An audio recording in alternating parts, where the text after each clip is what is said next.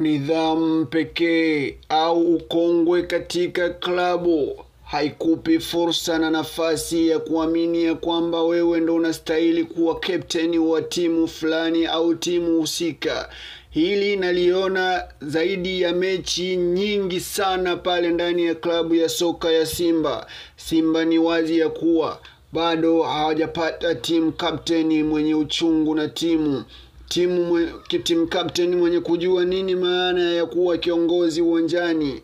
Mohamed Hussein Shabalala Zimbo Junior anaonesha madhaifu makubwa. Kapteni mnyonge, kapteni asiyejua kuipigania timu yake hata ikiwa kwenye nyakati ngumu, kapteni asiyejua kuongea hata na wenzie pindi timu ikiwa kwenye nyakati ngumu. Kama siku ya jana kwenye kombe la shirikisho barani Afrika, fainali ya mkondo wa pili, palikuwa na matukio ya kutatanisha ya muamuzi alikuwa akiwaadhibu klabu ya soka ya Simba, lakini sikuona hata moment moja ambayo alifanya kama captain alikuwa kama amemwagiwa maji ya baridi. Ni baadhi ya wachezaji wachache wasiokuwa hata na kitambaa mkononi walikuwa wanaonesha uthubutu wa kwenda kukoroma mbele ya muamuzi, hali ambayo ilikuwa inahatarisha usalama wao, kwa sababu muamuzi alikuwa hatania hata kidogo. Dakika 2 tu anakulima umeme bila kutarajia.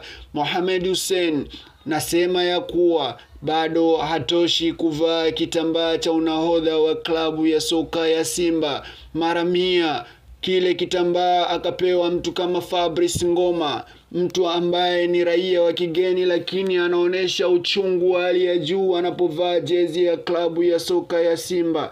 Fabrice Ngoma anastahili kupewa kitambaa ambacho kimetupwa mikononi mwa mtu asiyekuwa na uchungu na klabu ya soka. Huenda ikawa uchungu anao, ila hana karba ya uongozi awapo uwanjani hata nje ya uwanja. Mohamed Hussein hastahili kabisa kuwa captain wa timu kubwa kama Simba.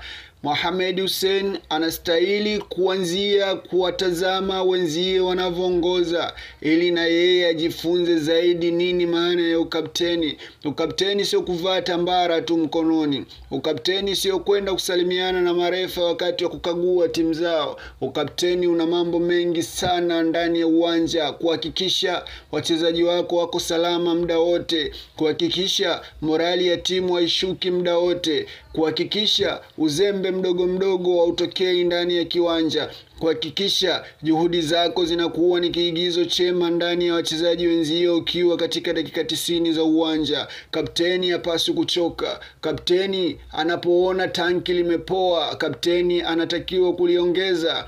Kapteni anatakiwa kuonesha juhudi kuzidi wachezaji wengine ndani ya uwanja. Huenda ikawa na kiwango kidogo, lakini juhudi zake zikaonesha ya kwamba yeye ni mtu mkubwa sana katika uwanja awapo na kitambaa mkononi. Ni muda sasa wa Simba kufanya reshuffle ya kutosha, sio tu kuacha baadhi ya wachezaji, ila pia kuangalia uongozi wao kuanzia kapteni mpaka uongozi wa juu. Wanastahili kubadilika na kubadilisha mwenendo mzima wa uongozi ndani ya klabu ya soka ya Simba.